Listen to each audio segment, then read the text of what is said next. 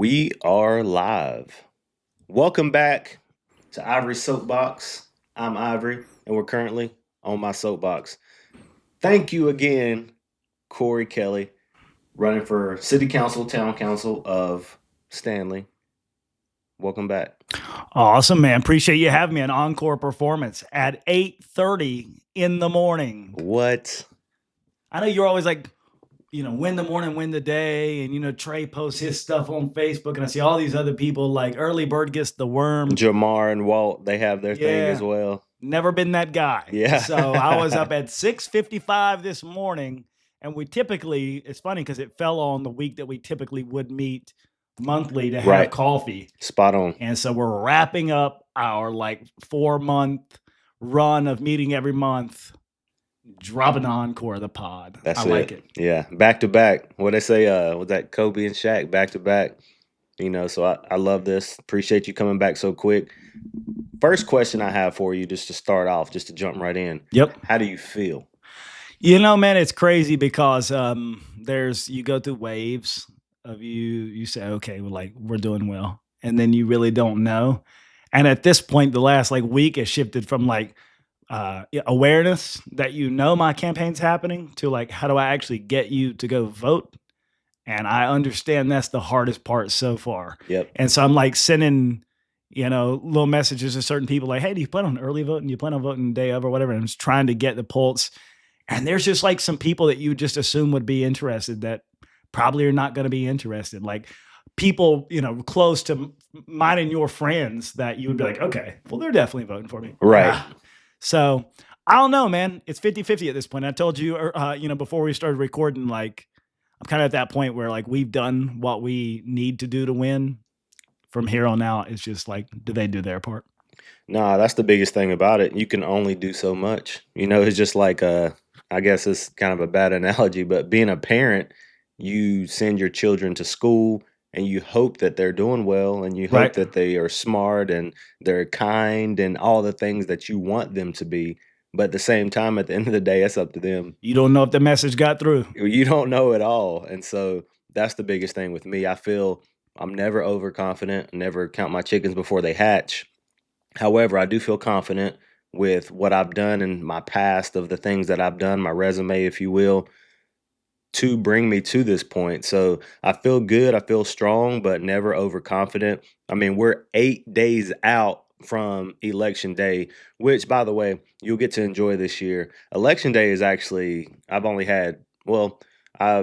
worked the polls before for another candidate, but election day is great. I absolutely love the energy out there. People, of course, most times have made their minds up, but at the same time, getting to turn those 10 to 15 people around that maybe were undecided that will actually have that conversation with you, then say, okay, I didn't know that. I'm going to go in there and vote for you. And you don't know if they voted for you or not, but it could be blowing smoke. However, it still makes you feel good and the energy that's there and being around other people and knowing that in a few hours you're going to get results. Yeah. And that's all of the hard work in the background and it's about to pay off. So election day is just you can kind of let your hair down and just let go and let God, Yep. Not overconfident. I say the confidence comes through the work. So if I would have ran a campaign that was not aggressive and we didn't organize well, or we didn't spend money, or we didn't get in front of people or whatever, and we're like, oh, how do you feel about it? I'm like, whatever. But two things that give me confidence is we track numbers. So we track the data and we know that we've done the work. So I think if you take two of those things together, it's we got a 50-50 shot. We'll see. And we'll get into more of that later on in the pod about if it doesn't turn out the way that I want it to, why? And I think I've already can start getting a sense of why that might be. Right. I just want to get in real quick because, I am now an active, involved person in Mount Holly, Town Dog. And I've noticed that this election season, it looks real grimy. And I'm not saying from a specific person. I'm just saying the overall tone and tenor of the campaign is a little bit more aggressive. It's a little bit more nasty. It's candidates talking back and forth to each other, things like that. Why do you think that is right now now that you've had a chance to kind of run the race and we've pretty much came to the last leg? I say a lot of it has to do with people being followers and not actual leaders. And it comes down to, I think, leadership 101. Some people think they're leaders and others, and then they're not. Because when it comes down to peer pressure and letting people that are aligning with you say certain things and then they fall into it as well. And Hmm. so I think a lot of it has to do with that because when you see those people in person and you have those conversations, they aren't mentioning things that they do online. Like I've had run-ins with people to where we talk about things in person or we're very cordial, and then I left an event, the Meet the Candidates, MEAT, Meet the Candidates, a few weeks ago, didn't talk to one of the guys, and then literally as I was leaving, like I'm at the stoplight, get on Facebook, and I get a notification of him basically pushing me to answer a question. And Yeah. I'm just like, dude, like, why didn't you bring that up? Like, literally 5 minutes ago, I was around you for over 2 hours, but then that happens. And He was like, please don't come talk to me because I really want to post this on Facebook. right, it's like a dog and pony show. I'm just like, seriously, like, we could have literally had this conversation before, but now I leave and then you bring that up. And that kind of stuff right there is just super annoying because they're playing into this group to where I don't know, it's a show or something because everything has to be on social media for them as far as the negativity go. You get them in person and yeah, I understand that and yeah, I could see that, but that's not the way in the real world. And everybody knows those keyboard warrior types, you know. And Right. I hate the way that is. That's the environment in this election, especially when you have a group of people running together, the same faces on one sign, and so when it comes, they feed off of each other when it comes to that negativity. They get their confidence like, well, he's doing it, so I can do it. So Yep. let me. Yeah, I've also noticed, like, and we talked about it. What you talked about, I didn't say anything, but you talked about it on the last pod. You kind of had a kerfuffle with, a candidate's wife kind of leaning in, giving her opinion. It looks like when I see the post, like you got a couple people that like to weigh in. I just want to phrase this to say, like, we had an instance in Stanley where, you know, a fake account from a fake person, an absolute bum, was posting about a candidate's wife who never injected herself into the race, and I was like, well, That's that's low. that's pretty low, and we Yeah. shouldn't go there. But in this case, like I have seen that, like family members do engage themselves in the race.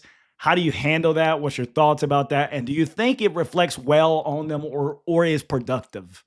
So I think with me and my situation, I absolutely do not like it at all. And of course, I understand the part of someone coming to your defense. However, when it's the candidate's wife or girlfriend or whatever, it's just not a good look and a reflection of the candidate, I don't think. Especially, I mean, I don't mind a candidate's wife or girlfriend or boyfriend, husband speaking up on their behalf if the information is valid and it needed to be said. However, like when it comes to someone, if I post something that's positive towards Mount Holly and that candidate's wife is laughing at my post, like for no reason at all, like that's the stuff that is super disrespectful for number one. Hmm. It doesn't make the candidate look good. Yeah. And I'm the type of person where I'll call that person out, not every time, but I'll take the screenshot and I'll save it and I'll have it for later on because I'm like, that's just not a good look. Do you really want that representing you in your town? Of like, as the town continues to grow, this isn't small town USA anymore when it comes to 1990s, 80s politics to where you could call someone out by name, cuss them out. By end of the day, no one else knows about it. Right. We're in the day and age of social media, and this ugliness is unfortunately coming from boomers. Like, I mean, you got some people that are millennials our age and things of that nature who are nasty as well, but literally, this is boomers that are coming out here and literally trying to tear people down. Yeah. And I'm definitely not talking negative on boomers. My parents are boomers as well. So I Yeah. have a little leeway with that. Yeah, there's a whole conversation out there about how boomers have not transitioned wealth down to their kids properly, and now the millennials are stuck in a bad spot. But that's a whole nother conversation. What I Yeah. will say specific to the boomers is maybe they don't have the certain tact on social media that we do because we've lived it and grew up with it. And to some extent, they're like they just think it's like freewheeling, Yeah. wild wild west out there. But like you don't realize like when they throw up like a hit piece on you the other day, like I'm doing the math as somebody who runs like display campaigns. I'm like, well, this is like $54 worth of free media so far. Right. Like, you don't understand how you're using this because we don't mind it. Like, say whatever you want to say about me, and you get in the comments and you laugh and stuff like that. You're just going to drive engagement, which is That's driving it. exposure to my campaign, which drives people back to my profile to say, wait, why is he running? What's he interested in? And then people reach out to me like they're more supportive. So I think that probably helps you, especially Oh, here yeah. recently. You're like, please give me that. That I'll take it. that backfired for sure. 100%. And also, for the record, I knew that that was being recorded. There was only one question that was asked by the audience, and it was that question that was on camera. And I was literally right there when the admin turned the camera to him and I responded. It ain't like I just got like hot mic'd or something. Like, no. Hmm. Like, literally, I knew the camera was running regardless, but I just didn't care. Like, Right. that was my answer. And I gave that answer because that's how I felt. And when people come to me, I'm a problem solver at heart. I'm going to figure it out. That's just who I am by nature. And also being a former police officer, I was also going to figure something out, but I never heard, how can I help you when I don't know you need to be helped? But also, just, I don't know if you knew, I got a phone call by the guy in that video that asked the question, and we met up back at Catawba Coffee the next day, talked for about 20 minutes, found common ground, and pretty sure he's voting for me now. So, Ouch. That's tough. You like served him up a chance to go win some votes. I mean, like, that's like so cool, Right. because after we had the conversation, we found so much common ground and we got to talk and without being interrupted and just hash it out with no social media presence to try to intervene and tell me how I handled the situation when I know how I handled it. You're like, can I read minds? I don't know. I know a lot of the problems that people have, but I don't know if you don't bring it to me. And you're like, she didn't talk to me. And they're like, oh man, that's disrespectful. No, I just stated the obvious. Like, I Right. don't know. I might not even know who she is. Yeah, exactly. And like it was just a low key messy situation that, well, it wasn't until he like tried to make it that way. But I'm just like, no, like I was trying to talk. I let him talk. I didn't interrupt him or anything. And so to try to say I was defensive and put that on social media, it has like over 5,000 views now and no negative comments towards me. So Worked out shout pretty out, well. shout out Jeff Jenkins. What's up? Thinking about if you win, and you are able to beat, like get a spot in this group of seven, why do you think that will be? I think the background work that I've done so far. I mean, I've gained trust from people in the background for years, like dating back to elementary school, middle school, high school. I've had a lot of friends over the years that I didn't screw them over. And we still continue to good relationship into our adult years. And then also being a police officer to where I helped a lot of people out that way, did a lot of community things in Mount Holly and Belmont, and then joining some boards like the Community Development Foundation in Mount Holly, and then just a lot of community effort that was genuine. And people know behind the scenes that I'm sponsoring a lot of their children and events and paying for breakfasts and sporting events and school functions. And I just got asked to be a judge in the science fair at one of the schools this coming week. Things of that nature. That work right there that I never knew would amount to anything because I wasn't trying for it to, laid the foundation for my victory next Tuesday, approximately 8:30, 9 p.m. Nice. You said it in the abstract, which is doesn't make that's a good answer, and any answer works. In the more concrete specifics of this campaign cycle, and how you and Lauren and now Jared are kind of aligned in a kind of a forward thinking vision against another block that is more so like, hey, let's take a pause on everything. And, I don't want to get into what they think exactly because I don't want to put words in their mouth, but it seems like there's like, hey, there's a lot of stuff good happening in Mount Holly. I want to continue working and seeing these projects through. And then there's another side that says like, they say growth, but then they're like, let's pause on this and really think this out. And this does this benefit? And they're like, well, we've already done the cost benefit analysis. That's why these projects are being undertaken. But there's like this clear divide, 3 against 4. If you win, how do you think that there's a differentiation, and how do you think that the voters see it? That's a good, tough question. And it's like I want to be like politically correct on how the people see it, but at the same time, I think it's very obvious because the people that I'm quote unquote running with, myself, Lauren Shoemaker, and Jared, we are for what is, and they're for what a dream might be. Yeah. Because it's very easy in their position to try to pick and choose what they want to tear us apart on and then say that this would be wonderful, but this would be great. But the question is, how are you going to pay for it? They've provided zero information on how you're going to pay for any of these dreams. We have concrete information on how we are going to be funding these projects. And they might not like the ideas, and they said that vocally, but at the same time, we have concrete information on how we're going to fund these. And so we've already started what we're doing, and they're just continuing just to talk, literally dreaming about it.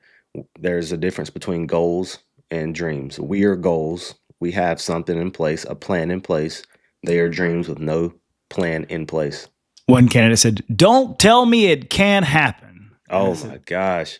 I, that's the most annoying thing because I don't know where they really got that quote from. They're trying to just run with it. And I mean, I'm sure I've said it before, but at the same time, I'm also a realistic candidate. Right. I'm a realistic councilman. I've read the comments. It's like you're saying, look, there's bounds in which we have to play. You don't know that because you're not in the game, but it looks like from the outside that we're not taking a certain level of initiative or whatever. But there's roadblocks, and you just don't know that because you don't know the bureaucratic BS that we go through. Right. That's my interpretation of it. No, 100%. And that's the biggest thing. And then so yesterday he tried to call me out on it, but it's just like he quoted me from a screenshot from 13 weeks ago that he tried to dig up and say there are certain things that you can't do. And I'm like, that's very true. You can't do some things. We have limitations. There's state laws in place, rules and regulations that we have to abide by. Like we can't just go approve 4 schools when we can't approve 1 because that's not in our job description. We have to build those relationships to work with the Board of Education in Gaston County, but we can't bring a school back to Mount Holly that's solely for Mount Holly residents. So yes, I'm saying it on the record. We can't do that. And anything is possible. They try to bring up and say that they're going to work hard and do this. They're speaking literally just like politicians. But I'm a realist when it comes to a lot of these things. Right. And like there's things that we cannot do. Can they dunk a basketball? No. They can't. Even if they went and like worked out their legs for a very long time, they cannot dunk a basketball. But if you ask them if they can, I'm like, probably it's possible. It's very possible if I do this and do that. And like, no, it's not. Yeah, that's something I've been focusing on recently when I talk to people, is to say, like, first of all, and I had a great conversation with somebody's on council the other day at the coffee shop and said, dude, I'm hyper aware that I'm aspirational to some extent. I'm realist, but I'm aspirational. And I think you need a little bit of the aspirational like push and energy because, I bring a different perspective. I also am hyper aware that there's things I just don't know. There's things that I spent, hours researching North Carolina and federal grants and how they work and what the process is and like what the qualifications are. I understand 100% that there's people that have experience in this and that I'm going to take it to them and it's going to get shot down for X or Y or Z reason. But I also think there's like concrete things like day one that I'll be able to do that'll add value to the town that people immediately will say, okay, like he was a productive vote because immediately things are changing. Mhm. Not everything is the bureaucracy. Not everything is, this big, massive decision. Some things are like, really low hanging fruit. And I see that as stuff like, dude, we're going to get that done day one. Let me lean into that and let me explain to you, like, I'm aware that although I have this big vision, some of that's going to take 5 years. Right. That sounds like two terms, by the way. Yeah. Some of it's going to take 5 years, but also right here, this low hanging fruit, we can knock it out day one. I can start on that. Yeah, so that kind of segues into a question I want to ask about. You've harped on transparency in a positive way and how they currently lack transparency. But from day one or day two, or even the first month, 2 months, how does transparency to you look once you get into office? Yeah, 100%. Great question. I think that it is a buzzword. I think that people take it in the abstract, and how do you bring it back down to where it looks like in a day to day process where you see in state attribution or outcomes of that work? So I'll give you one really quickly that, I was having a conversation with somebody. They said, what about cutting taxes? I said, I say that I'm against the proposed budget next year to raise taxes. I think we need a 1 year pause on that. You can have your 2025 budget while I learn, right, and figure out what I think is the right choice. But I couldn't even tell you I would cut taxes tomorrow because I'd be lying to you. Not because I wouldn't want to cut taxes, but I don't even know what's in the budget. Not Right. because I haven't read it, because it's just not line itemed in a way that I know what's in there, right? So yeah, I'm gonna have opinions on the budget, and if we have the votes to hopefully swing it, right, I'm gonna have a larger outsized opinion on it. But I think the first part is like I would advocate that we line item differently. So that's what it means. It's very, very, functional perspective of transparency. Like if you put miscellaneous for a certain X amount of dollars, what is those dollars and where do they go and why are they there and why can't we allot them later in the year when there's a budget shortfall as opposed to letting somebody spend in a surplus? Um, I'll say that proposing cameras, which is something that they know that they need, I think they'll end up doing this, and I'll tell you why. Because I tell people all the time, I say, all I want to do is show up, listen, learn, give my opinion, vote, and then go online in 48 hours, in the next 48 hours after, and tell you what we talked about, how I feel about it, and inquire about your opinion on it. I said, we don't want to delete people, we want whatever. Um, and I think that right there, they probably don't want that. They're probably like, let's just record the meetings and hope people never watch them, because I'd Yeah. much rather have that than like Corey having to spell it out online. Because if he does it, I think I'll articulate it well, exactly what's going No, on. I mean, the biggest thing for me, and kind of give you a perspective of someone that's already doing that, is the city also upgraded their audio video in the Grand Hall in the council chambers to be able to provide more efficient communication line between the meetings and the people at home that can't Mhm. attend. And so with the audio and video, it's helped out a lot, and we're automatically populating to YouTube immediately. Then if you go to mtholly.us, the city's website, you can go find the video on there also.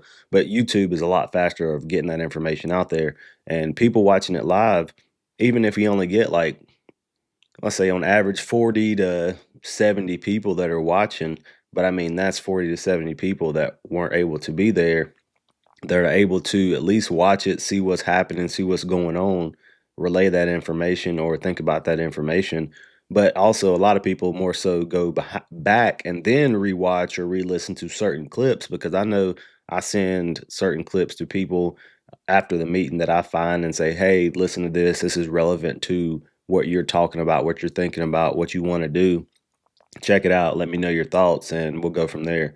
And so I don't have to repeat that because the information's right there. Right. So having that audio video is major for just the transparency, the communication part of things. Even if someone says, okay, 3 years later, let's go back to this meeting and see what actually happened. We got the minutes here, but let's go back to the meeting and see what it Let's get the said. tone and tenor. Let's get the nonverbal. Let's figure out, what was felt in the words that weren't said. Yeah, 100%. And so that's my biggest thing. That is vital to be able to do that. And so people in Mount Holly as well talk about transparency and communication, even though they're not interchangeable, but they try to say that they are. Right. But at the same time, the communication could always be better between anybody. I'm married, been married for 9 years, and my communication isn't amazing in my relationship.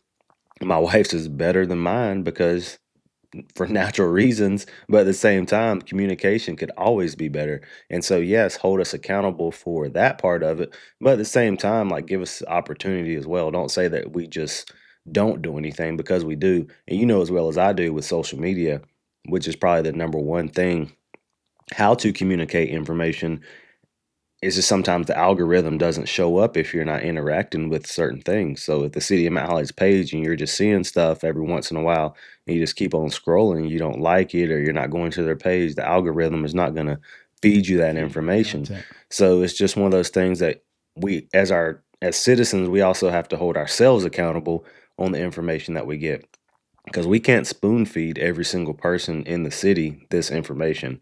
You either have to try a little bit to find it and The figure it out. information seeking, Yeah. like right. And so that's the biggest thing is just like, yes, we can do better about communication, but at the same time, we send out letters. People say they didn't get them or don't see them. We post it on social media. We host meetings, and the meetings are the same time and date every month, you know? And so that's the biggest thing with us when it comes to transparency and communication that they say that we lack is there. It's just we can't spoon feed everybody. There's the Hawthorne effect, and it was born out of the Hawthorne studies of like the 20s and the 30s.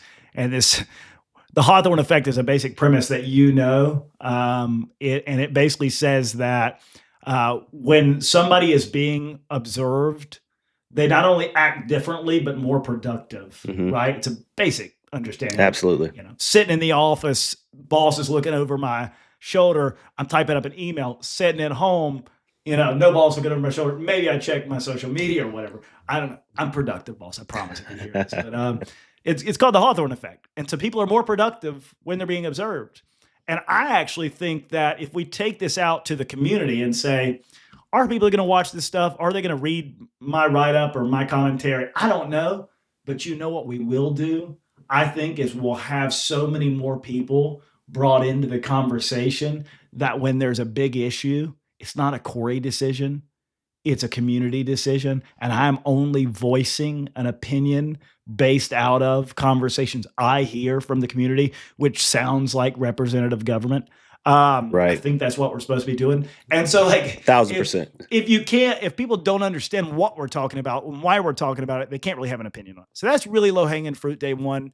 I think day one of the things we talked about, and I'm not naive, and I don't think that I'm special, and I don't think that I'll be able to get it like accomplished, but I think we need to make politics matter in Stanley. I was talking to somebody the other day, and they said Corey Stanley is the laughing stock of Gaston County. I'm like, I don't like hearing that. Right. The GBA doesn't sponsor our events and stuff like that for the candidate forums. It feels a lot like other cities and towns matter sometimes more, and for you know it's reasonable, but that's not how I feel. I'm like, how do I make us matter more? And I think that we have to do politics a little bit differently. I'm already thinking about that. I'm already thinking about like, how do we get more talented people? How do we make it? How do we make elections matter? How do we make people care to vote? And how do we make these decisions have more weight than they do today? Because some big decisions get made, but they don't really have a lot of weight. Yeah. And they should have weight, but they don't. And some of that stuff blows up. So that to me is like just a couple of pieces that I think like my natural personality, skill set, things like that, where I'll probably lean in day one, and you'll sense a different cultural component to how we operate.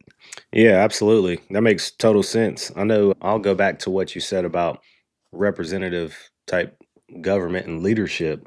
So it's not necessarily an issue, but the other side, they keep bringing up that they keep talking that we're not listening to the people, we the people, and we need to listen to the people. But at the same time, that's the craziest thing because who are they talking to versus who am I talking to? And the group that they're talking to or talking about is literally probably 6 names on social media that they keep going back and forth and making conversations online and looks like they're positive, but it's not that way. Like, who else are you talking to that's not in that group of yours? Because I'm also talking to people like that within their group, but also outside of that group and outside of that group and outside of that group. And so I am listening to the people, but it's about different people because everybody doesn't have the same perspective as them. Because there was awesome comment the other day. Someone said, "We the people, you're not listening to us. We don't want that." And someone replied back, "I'm a citizen of Mount Holly and I do want that." And I was just like, that's exactly what we're up against here, you know? And so that is a great thing now that I'm seeing more and more people that are speaking up against that negative rhetoric against the incumbents. And so Mhm. that representative type government is everything to me. Like, you know me, I'm a social butterfly. I love my alone time, but when I'm in person in front of people, I'm a social butterfly, you know, and I want to talk to those people and I'm having those conversations that they're not having with those other guys because they're not approachable. Like if I saw them out, I'm not approaching them. Like, they look like they would shut down, like, if I'm coming to ask them a question, like, and so that's the biggest thing with me about that is having conversations with the majority that's actually the majority, not just a small group. You know, I worry about that, like, there is this certain, group that support me, but does it represent, the actual, like, the larger majority of people? And I said, "Well, all I know is if I lose, well, I lost, so nothing matters, but, we're all just on a floating rock." I have a hoodie that says that, but, nothing matters, we're all just on a floating rock. But, if I win, well, I've talked a lot. There's me on a podcast, there's me online, there's me knocking doors, there's me, sending text messages, there's me doing all these different things, going to events, and if I win, it seems like to some extent, people want my worldview imposed on the government in Stanley. Yep. And so then I would feel like I have a mandate to deliver what I talked about. Right. And No. there's going to be people that are going to disagree with that. But you had a chance to disagree, and hopefully, you go vote for me because you think what I'm saying makes a little bit of sense in Stanley. But if we get the numbers and we win, and then and I'm seated, well, then that worldview that I've been putting forth, that vision for Stanley, that putting Stanley first kind of concept, well, then I'm sorry if that bothers you, but Right. like that's what I'm leading with. It worked for 4 months. It Yeah. might work for 4 years. Yeah, that's the biggest thing. I tried to ask this guy that comments on, like, everything that I post pretty much, and I asked him, I was like, "Hey, if," because he was talking about, like, we the people and not listening and things. I'm like, "Hey, could we call a truce to where if I win, could we say we the people have spoken that I'm the choice that they wanted in there? Can Mhm. we call a truce on that?" And he didn't respond, but I'm just like, because that's truly the majority. Like, if it's I'm not listening to the people, but these people are still voting for me, like, how could that be, you know? So I'm just like, can we call a truce? And, like, he didn't respond. I'm still waiting on that. But at the same time, it's just like that is all I have to go off of, and that's a beautiful part of what you're talking about. And also with other candidates and their group, of course, I'm gonna listen to them as well, but the conversations that I've had and with people, that's what took us across the finish line. So I'm gonna continue with the effort, you know? I would like to steal ideas from my competitor, and I love you, bro. No hate, but like, it's just I support, the police, and it's like, what lane are you running in, and what lane are you putting me in? Because like, I get you get the sheriff's endorsement, you get the DA, you get the judge, you get all these things, but it's like the direct mailers, the text, and all this stuff is like, I support police. Like, do we have other problems in this town other than a police department that is, I think functioning? And like, what contrast are you trying to create here? Because Yeah, like, yeah. I feel like I like the police. Yeah, Like, right, I right. feel like I'm supportive. I mean, don't pull me over. I don't want to interact with you too regularly, to Right. be fair. But I feel very much like a pro police guy. I don't have the thin blue line flag, but I mean, Right. anyways. So it's like We're I still friends, don't. and I was a police officer, Right, so yeah. 100%. So I don't know.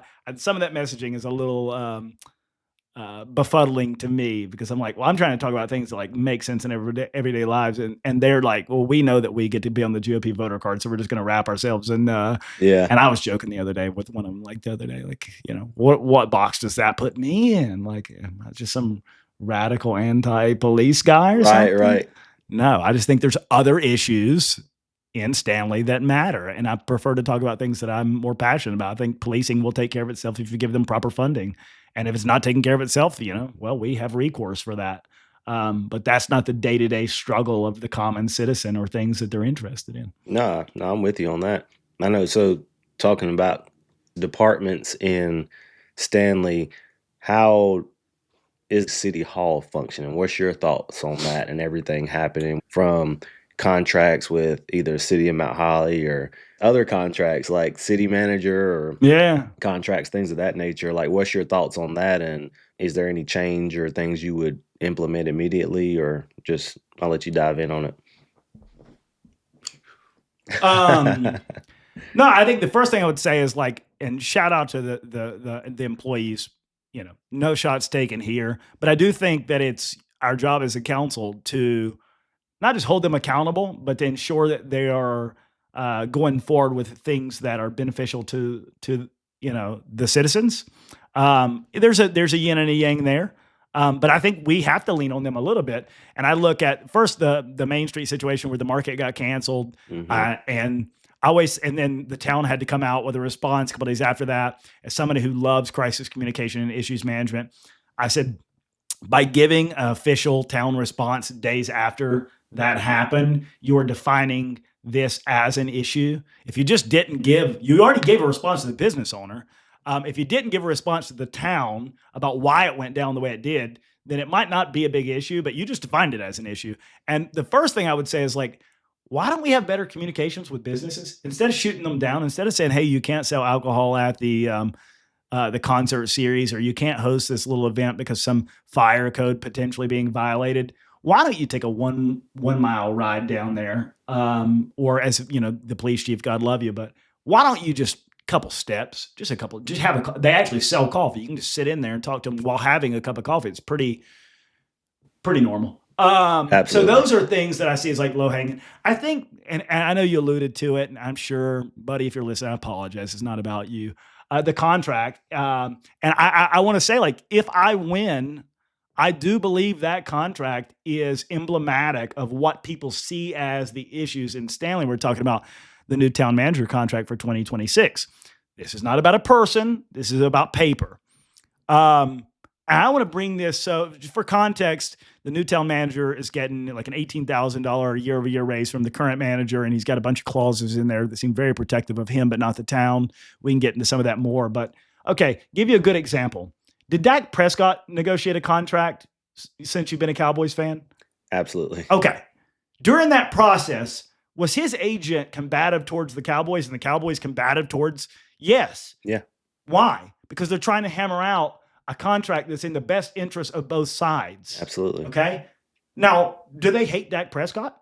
No. No. Do they want Dak Prescott to be the quarterback of their team? 100%. Why else were they talking about a contract extension? It's not about saying we don't want you to quarterback this team. It's about saying that before we dot the I's and we cross the T's, we want to come to some mutual agreement about a contract that is beneficial, protecting both the trash got to go out this early, bro. Not this early. Come on, man. That probably won't even be the last alone. If you didn't get that reference last episode. Right. But it's beneficial to Cowboys. It's beneficial to Dak Prescott. So I use that to say, that last contract, people get caught up in the numbers. I negotiate contracts for a living, and one of the things I've learned in years of doing this is that, like, the number you put in front of the customer and the number they end up agreeing to pay us is typically like the starting point of the negotiations. And this is where, like, Never Split the Difference, the book by Chris Voss, comes in hand. Maybe I'll if I lose, I'll send it to the whole council and town leadership. It's a good read. You probably could pick up a couple of things, but I'm typically working either with our legal team on clauses in the contract, or I'm working myself to create language in the contract. depending on the level of complexity who needs to be involved. And so when I get in that contract and I see, well, it says, if we want to remove you, we would have to give you 2 years salary plus PTO. Well, that's like 7% of all cash on hand in Stanley, right? We're not saying that you need to be removed. We're not saying that you're going to do a bad job. We're just saying that how y'all came to the conclusion as a council that is protective of Stanley as a, as attorney, as a town attorney,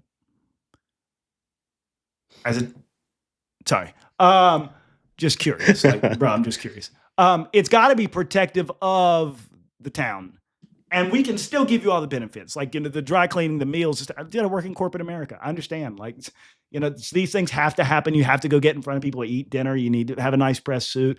I'm completely with you on all this stuff. Hey, we want to pay you a little bit more money than he was getting previously. It doesn't measure up with inflation. I think you're outpacing inflation there with your gains, but whatever, bro. Keep your day job, drive a nice car, not have to go to the office. I'm not hating.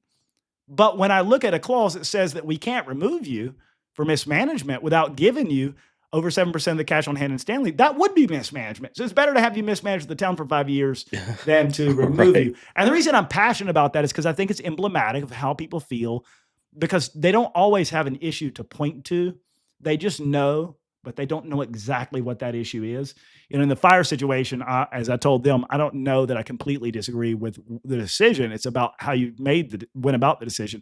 In this case, I disagree with the decision, but I think now the citizens have multiple examples to point to validate what they already feel. And I'm not saying they're right or wrong, but I think this is how we probably win the election, because it is a specific example that people can point to say, hey, when the next employee contracts come up, like, are we arguing on behalf of the citizens, or are we just trying to do our friend a favor here because we like them? Right. And I like you, and I expect to work well with you for the next 4 years.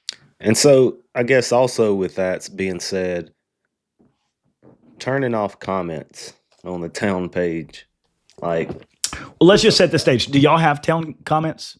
Absolutely. Okay, cool. Yeah. There's like general statutes and language and things of that nature to where I don't know if it's illegal or not, but we as a police department, we definitely had to have them on as well, of course. Like if somebody, even though everybody knows to dial 911 in case of emergency, however, some people might come on there and say, hey, this is the only way to be able to communicate. But if the comments are turned off, like there could be something that occurs to where the police department could be liable. So does the city of Mount Holly have comments on? I'm curious. Oh yeah, absolutely. Okay, cool. 100%. Like, I mean, they get dogged all the time on some things, and so it's just like, hear that. Just you can continue your line of questioning or thought. I just want to make sure that we're on the record here. Yeah, absolutely. Like, so the city of Mount Holly has made a couple posts that weren't in favor of some people, and I won't say all, but some people, and so they let them hear about it.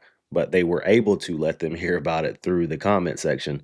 And so the city, did they respond? No. They don't have to. No, not at all. And so, but they're able to vent and get that information out there so the city could also see that, take it, learn from it. Smart people learn from their own mistakes. Intelligent people learn from other mistakes. And we're currently learning from y'all's. Phenomenal quote.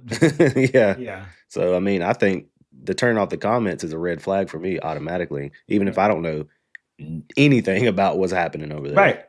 Let it be.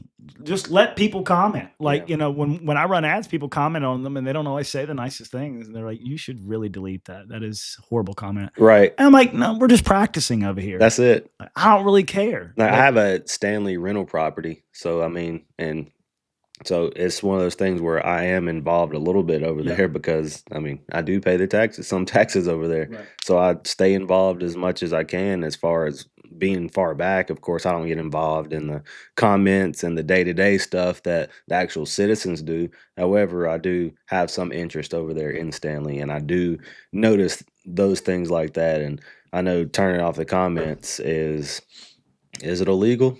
I don't know. It could be. But just cut them on and let people say what they say. And if it's a great comment, it deserves a response, it gets a response. If it doesn't deserve a response because it's disrespectful or whatever, then you don't respond. But this is what I'm talking about, there's this idea in government that like we know what's best for you, kind of a socialist perspective. Yeah. So we don't we're a small group of people make the decisions for the majority, and there's this representative, more I would say conservative point of view. It's like, well, like we should have more voices or whatever. And I'm like, I think that'll help us do our job better. Like, well, you won't like it in the beginning, but like cut the comments on, see what people are thinking. And you're like, oh wow, there's 47 comments. 45 of them were unproductive, but 2 of them actually gave me a new perspective that I didn't have. Yeah. And you know who gave me that? A citizen who this impacts. And maybe now we can think about this differently. So low hanging fruit once again. Right. Will it get done? Probably not. Is it things I'll advocate for every single day? Yeah. And I would say if you give a dog a bone like me kind of thing, it's like, dude, you don't want to give me more reasons to like vocalize my opinion. You would rather just let the sleeping dog lie and just say, okay, Corey, show up and vote and be a nice guy. But I got time. No, absolutely. I got energy. Yeah. I mean, so that's the beautiful part about us being our age getting involved, because that might be something that people don't think about. But at the same time, I've seen a lot of complaints on that. And so that was the reason why. Because I mean, a lot of people, majority of the people, unfortunately, that's their place to vocalize their opinions, and everybody has them nowadays with social media. And so to turn off the comments, it just, even on a positive post, I mean, don't pick and choose, of course, which posts you turn them on and off. But at the same time, I mean, spark that conversation to have them say, okay, let's turn them on, because there's a lot of people that's upset about it. 100%. It's like we're not listening to our citizens. That's like literally like we're not listening to 101. 101. Yeah. I said it's perception, at least. At minimum, it's perception. 100. You can change the perception by doing a couple things here that's really low hanging. And then, if you don't like the comments, you better watch what you post. And if you have to post about it, you better watch how that decision got made in the first place. Yeah. Right. And it'll be different. We just had an issue in the last like 2 weeks or whatever. Funny thing is I joked, I probably shouldn't say this on the pod, but it's true. Months back, they were applying to have a market in Stanley. And I told the owners, hey, I just want to let you know this. Your application is going to get declined. And when it does, I'm going to be really sad for you.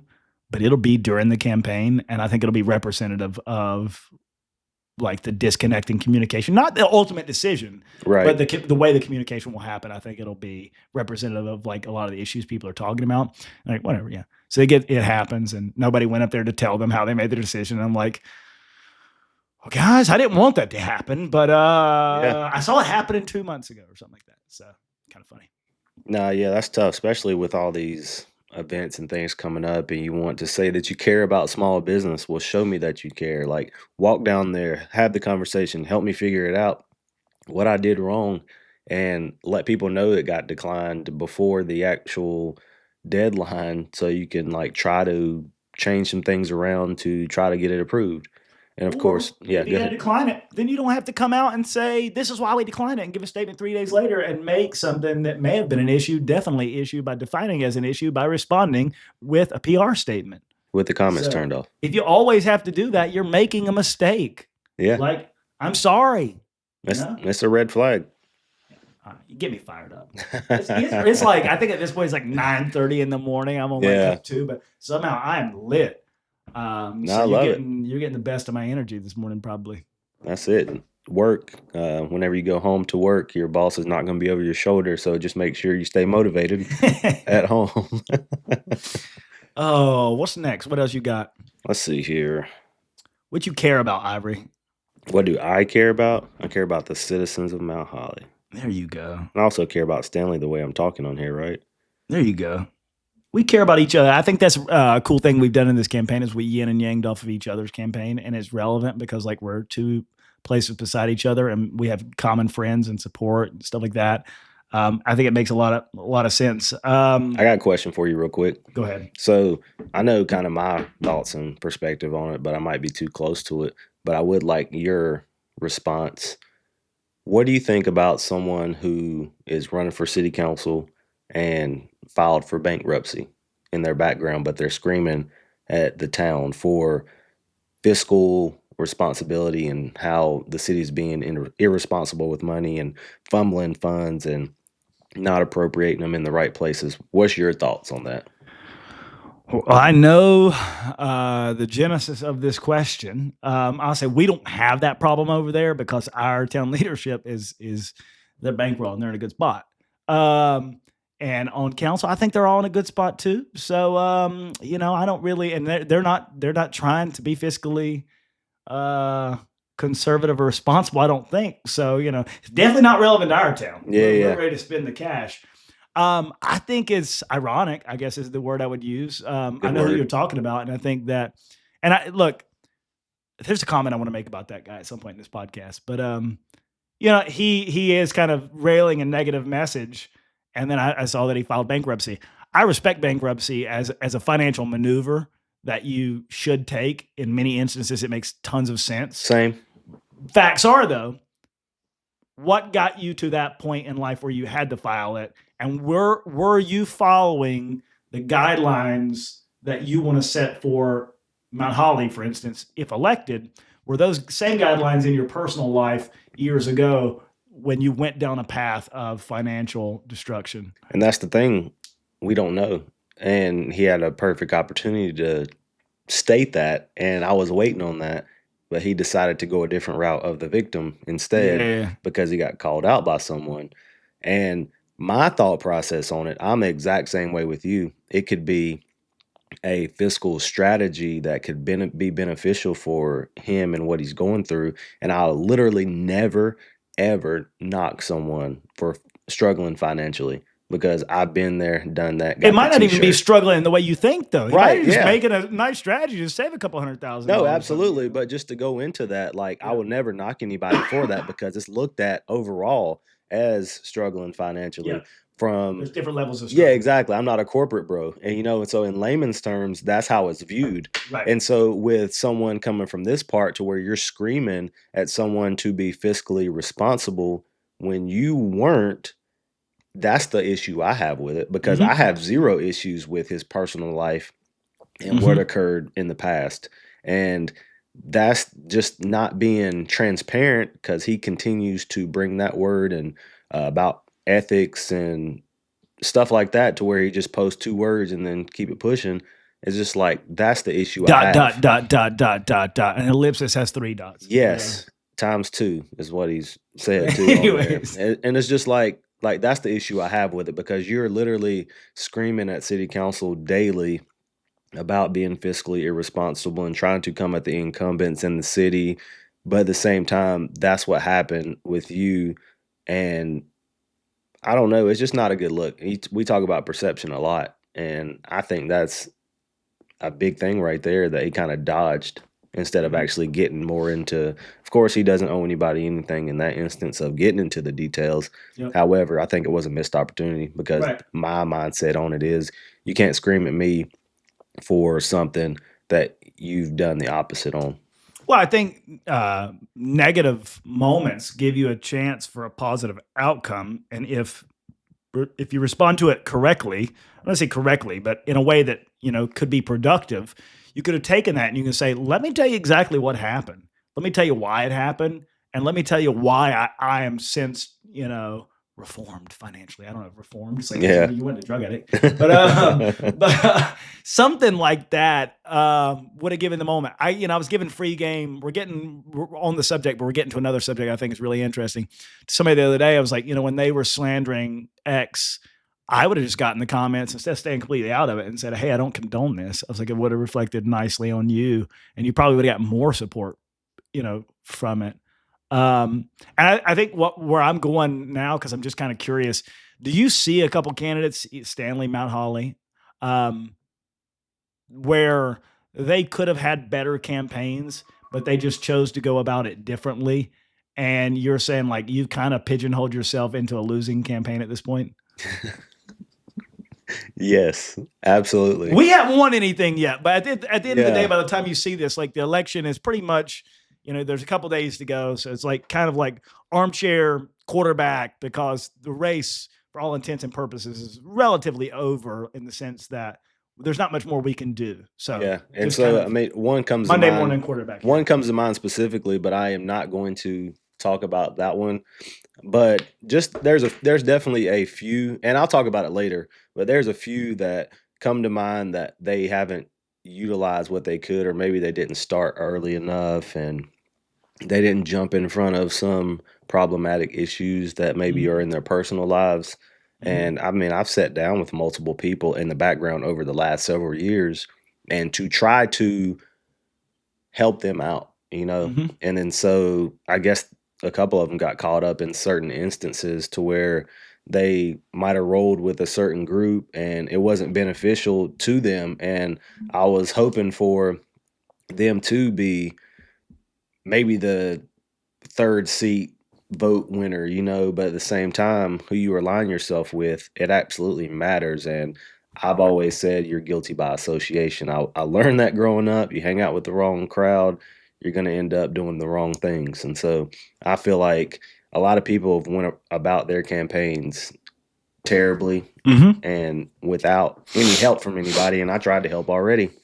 You know, other people have tried to help, but at the same time, it's just like it's turned into a negative for them. And I definitely don't see a benefit for them as far as outcome goes. Cool. I won't talk about races in Stanley. I will talk about races in Mount Holly, and I'm not talking about this in the sense that like I've got an opinion on your town, but more so like from a campaign strategy perspective, my thoughts. There's some things that you were alluding to some things, but I didn't know what candidate you're talking about because you gave me a couple pieces of information. I'm like, well, I don't even know who this could be, Yeah, but maybe you know. Maybe you know who he's. Maybe you know who he's talking about. I don't know.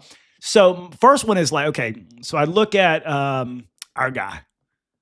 Be honest, Bob. I didn't know his name because Dan. I have like Dan early on, and he was like, his name's not Dan. Dude, the guy's put together. He's tall. He's put together. He dresses decent. He speaks well. And in person, I think he comes across somewhat like an agreeable, likable, affable guy In person. in person. When he shifts online, he does talk in a negative manner. And dude, I like him, and you're a cool guy. What I'm saying is, if you want to win the hearts and minds of people, like you should probably do it in a positive manner. This is too small a place. Each town has one grocery store. There's no reason to be that negative. And he could have really set himself apart there by being a little bit more positive because he already had some of the traits that would lend itself to being on council. I know you don't like hearing that. Like No, that's I'm my with you. personal opinion. Um, I'll intervene real quick on that. You said I may not like hearing it. No, I agree with you as well. At the same time, he could have like been productive. no, he said and done way too many things before actually throwing his hat in the ring. Yeah, I've seen some of that. That's already he's made his bed. He's cooked. Give a fat rat's behind or I something don't like give that. a fat rat's behind. Absolutely. Like Yeah. he said so many things in the background, comments that you could easily look up his name on Mount Holly Town Talk in the search bar. It'll populate. I have screenshots, negative, mean, ugly ways to some small businesses. And no, I get what you're saying Ha ha! 100%. Got your It's ass. The yeah, screenshot king over here. screenshot king. Yes. God. And so no, like he's made his bed and I get exactly what you're saying 100% because that's the guy that I see in person as well. Online he's a different person. I guess he has to put up a certain Appeal to a certain appeal disaffected absolutely like segment of the people population. look at him a certain way because they think a certain way so he wants to keep them looking at him a certain way. Right. And so yeah, he's already kind of well not kind of he made his bed and there's too much out there and like the public knows that as well Okay. and people don't forget. So you're writing him off. Oh yeah. Okay, cool. Yeah. I want to go to like I think there's two more. I think William, and I like William. I know William. I thought William had a really strong campaign early on, and I'm just being honest. I think he will perform well. Mhm. Will he win a seat or not? See. Keep in mind, and if you're listening to this and you don't like the commentary, I apologize. We're not talking about whether you ran a certain good campaign or not. We're talking about will you win? Right. Because at the end of the day, this is math. That's all it's about. And the math of it, the problem I had was that there was really a group over here. There was you and Lauren, your incumbents. Jared early on had the same message as y'all, and that's why it made sense that later on he kind of attached himself kind of to y'all, and y'all have kind of aligned to some extent on the views that you have for Mount Holly. But the only reason that alignment worked was because he already was carrying forward the same message that you and Lauren were. Then you had these three other guys. There's a couple different names that you could apply to that group. But then there was William, and I think where I was kind of disappointed from a math perspective, how do we get to a number that wins? Is you say, dude, you could have just ran your own lane. You could have been like, you got, because he's like 42 maybe. Yeah, these people, they're post 60. God love the boomers. Nothing against the boomers. And then you got these people, and they're below 60, and two of them are incumbents, and whatever. I'm going to take some of this disaffected feeling, because maybe I need it to win a little bit, people that are not exactly happy with it. But I'm also going to take some of this positive, and I'm also going to say, I'm a 42-year-old black man, and I'm going to run on that. And I think he could have won a seat. I don't know if the math, if you're campaigning a block of 4 with 3 people that carry a very similar message, there's 3 seats. So that's just what I saw. Bob, I thought you had a certain campaign that was productive, but Ivory said you already made your bed. So that's just not going to cut it for you. I think a lot of the negative stuff, it's like you have to learn to pivot at some point. I think with William, I think he had a good campaign, and I think he had good name recognition. I thought that was going to carry him to a competitive chance at winning a seat. Now I think he could be on the outside looking in, just from a numbers perspective, by aligning with a group of 4 people when there's 3 seats. Right. Whenever that group also has a sign that has 3 of them on there. Yeah, they're using you, bro. You're outside of that scope, They're using you. And I get to do events and stuff like that, but don't align. And don't love everything they do. So that's just my free game there. This actually gets to a question that I was interested in asking you. But the third one was Jared. Yeah. And I think what I like to go back to Jared is he didn't let ego get in the way of his campaign. Ego could have gotten in the way of Jared's campaign, but the cool thing about Jared is he's humble enough. He's got his own confidence, but he's humble enough to say it's not broken, so I'm not going to go fix anything. Right. I just see tweaks. He's a software engineer. He's an A/B tester. Yeah. He just sees iteration that can happen to make things a little bit better. Right. The car's running fine. Just rotate the tires. Right. Right. And they're like, man, needs a new engine. He's like, rotate the freaking tires, man. Yeah. We don't need to overthrow the engine here. And I like how he's done that. I think it's going to work well for him to tie himself to a 2-term councilwoman in Lauren Shoemaker, who, personal opinion, is sitting across from you, a good friend of mine. I think she's got the best chance. No shot at you. I think you've got the second best chance. Yeah. I just think that there's 3 seats. I'll take it.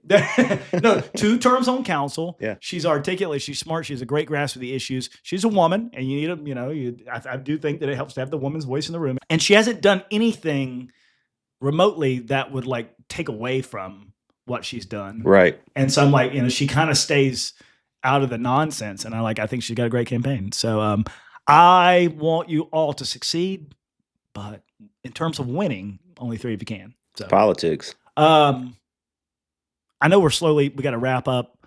I probably got to go to work at some point this morning. Same. I'm kind of curious. If you don't win, what would be next for you? If you didn't win, give me the reason why you don't win, and then kind of give me some sense of what would be next for you. If I don't win, the reason I do not win, and I truly think this is going to be a numbers thing. There's 13,825 people that are registered to vote in Mount Holly. Mm-hmm. And if the voter turnout isn't what we need it to be, and then I'm going to lose the race, And so I need people to turn up, not turn up. Yeah. Turn out. Yeah, exactly. Show up, vote. Bring a friend. Yeah, exactly. If you need a ride, let me know. I'll pick you up, take you over to the Board of Elections, or we'll have people out picking people up November 4th. But I think it'll just be voter turnout.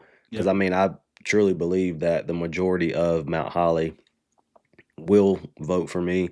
And because I have what Mount Holly needs to represent the city well. And I've done that, and I've shown that. And I think I'll continue to do that. And they know that I have a reputation that is well perceived. Not just, if I may say, not just well perceived, but a good reputation, period. Yeah, absolutely. And so I also said jokingly, but also serious online in one of my posts that there's 3 seats available, and I'm definitely not overconfident, like I said, but at the same time, I might not be the best, but I'm easily top 3 in those people that are running. So I definitely see if I do lose, it'll be because of voter turnout. Okay. If you lose, what would be next for you? Would you still stay in this realm? Would you still be involved? Would you? What would it look like? What would Ivory post council look like? Stress free. I'd be more stress free. I'd still be involved, of course. I would still be doing the same things that Ivory does. People Mhm. seeing me out, showing up, staying involved. I don't see me and my family moving anytime soon from our current residence that's in the city limits of Mount Holly. So I'll naturally continue to be involved. And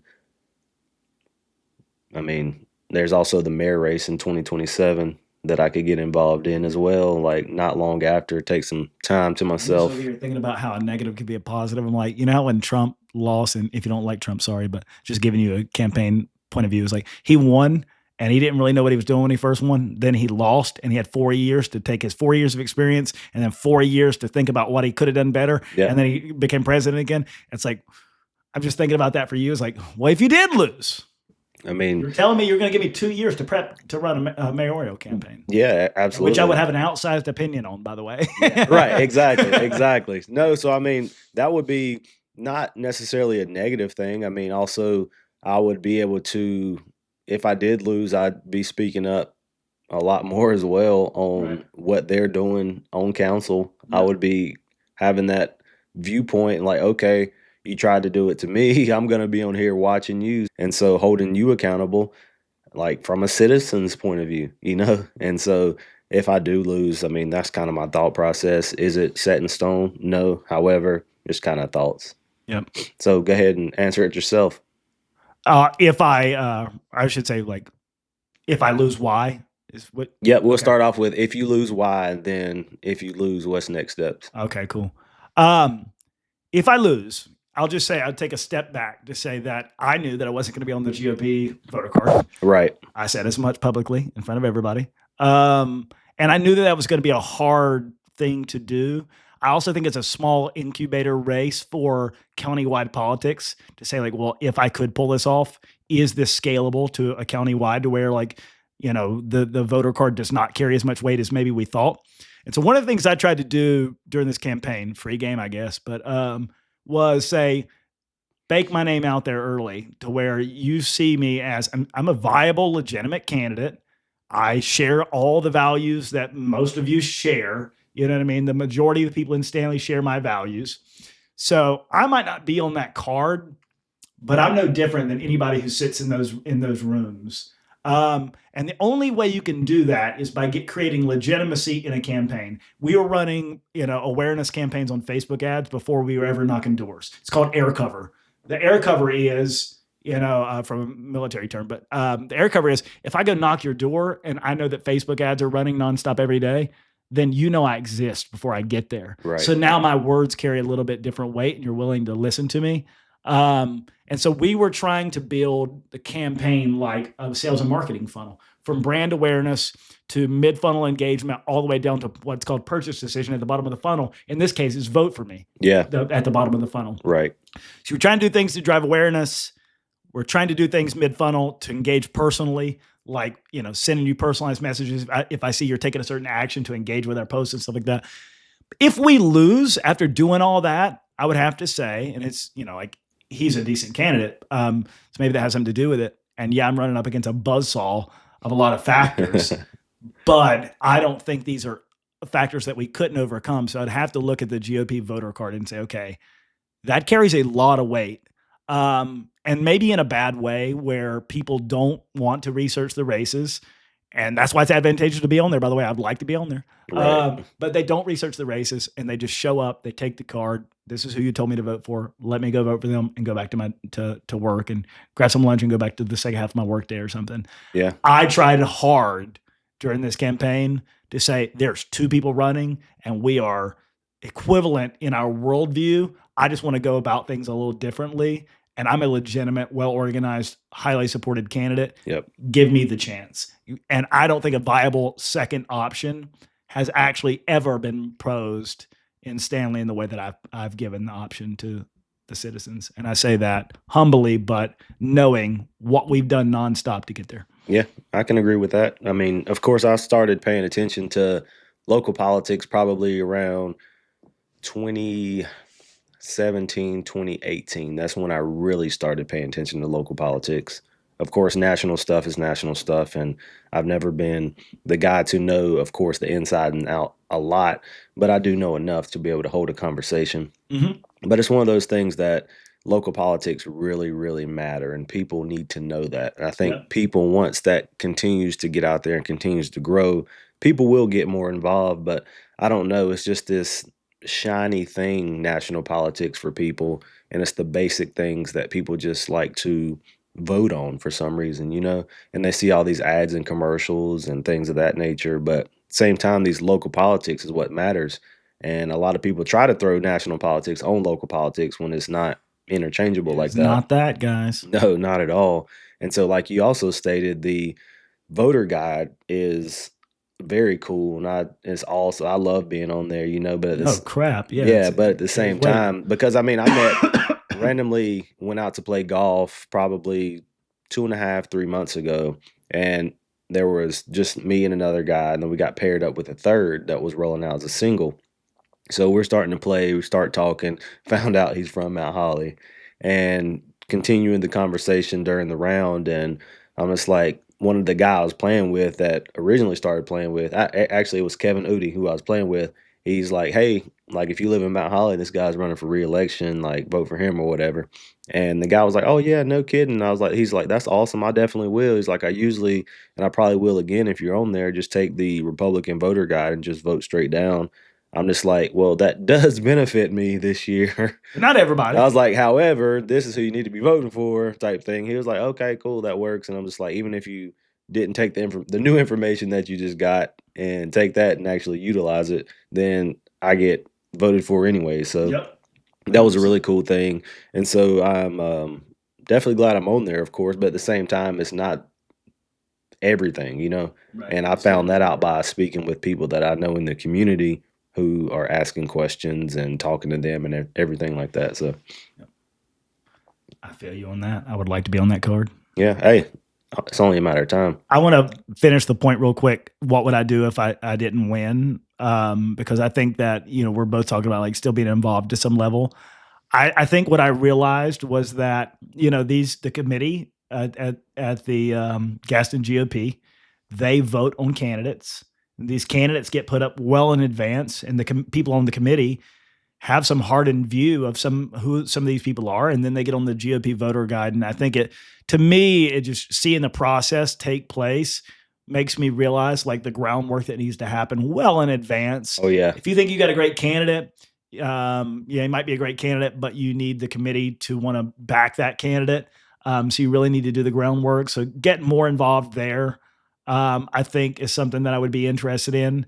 Um, I think for me personally, it was something I enjoyed doing when I was younger, but now that I do know that I have a perspective from a sales background, but also talking to marketers every single day and understanding how the physical and the digital yin and yang to drive awareness of a product or a service or whatever and get people down to purchase.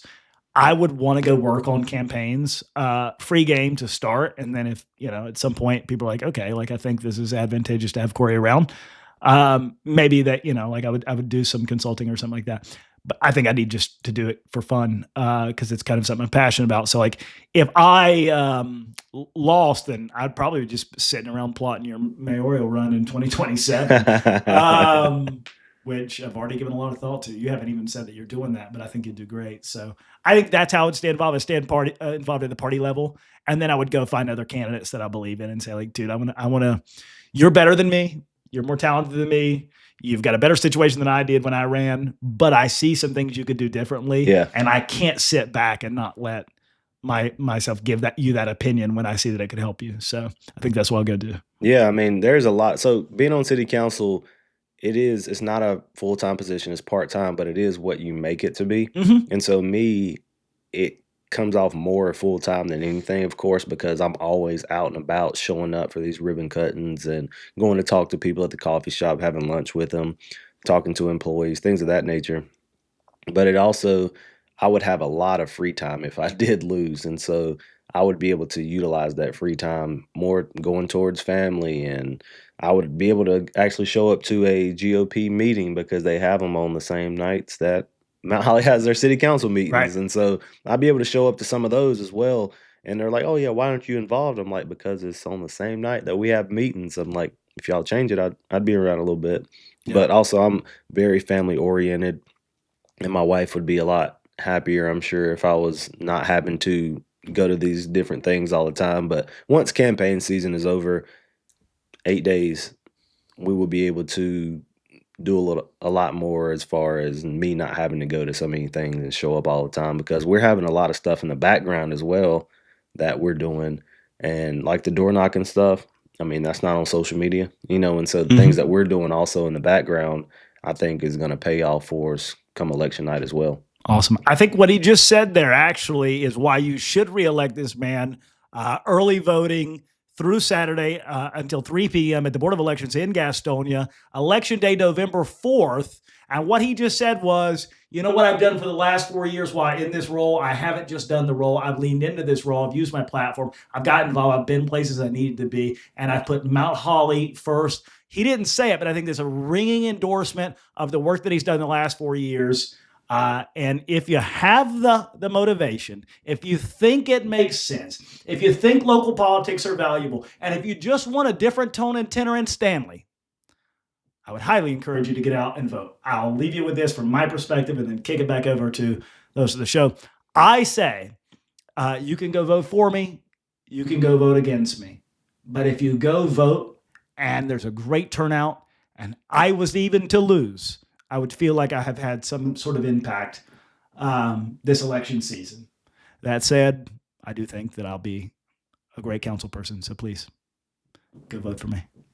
Last question I have for you: have you planned where you'll be election night yet?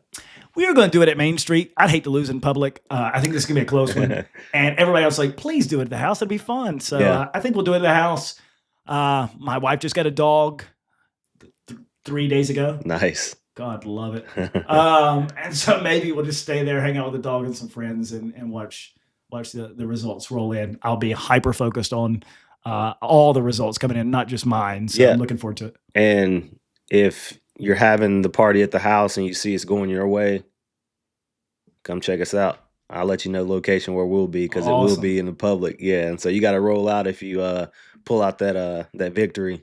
I thought I was gonna, yeah. That's what they were like. Go out after you win. Don't go out and watch yourself lose or win. They're like, Yeah. go out after. I'm like, whatever. But if I lose, the first thing that I will do is I will call the person that I lost to and tell them congratulations. Yeah. I'll take about 15 minutes.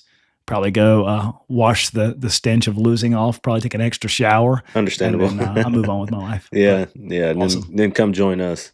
Yes, sir. Yeah. I'll probably meet you out at some point. But I actually blocked off my calendar from like 9 to 11 the next day after election, like not taking any calls. No, I feel you on that. Last thought, brother, I really appreciate you. People don't know this, but I reached out to you early and often, and you were like, you should have been doing this a long time ago. You were hyper supportive. The guy I'm running against got every endorsement under the sun. You were the only elected official to endorse me. You endorsed me when some of your friends endorsed the guy that I'm running against. You didn't have to do that. You've obviously met with me now for months. You give me great advice, great support. And we're just kind of wrapping it up with an encore performance on your podcast, which I've really enjoyed. So I just want to say I appreciate it. And I would say good luck to you. But, brother, if Mount Holly doesn't vote for Ivory Craig for re-election, that's a Mount Holly problem. I think you are going to get reelected. I think you'll do really well. Man, that's a great endorsement right there in itself, and I appreciate you as well. Man, I'm the type of person that I will never endorse or speak up for someone that I don't truly believe in. And knowing you as long as I have, and for you to reach out to me, I guess early, like 2015-ish probably, you're just like, hey, I'm going to be your campaign manager or whatever on this. And Yeah. you saw it in me before I saw myself in politics. And I appreciate you more than you realize as well. And you being here on this show and saying what you said, because I mean, that puts it in perspective for me, because I didn't think about it that way. Right. Because it's just me being a friend to you and knowing that I back winners.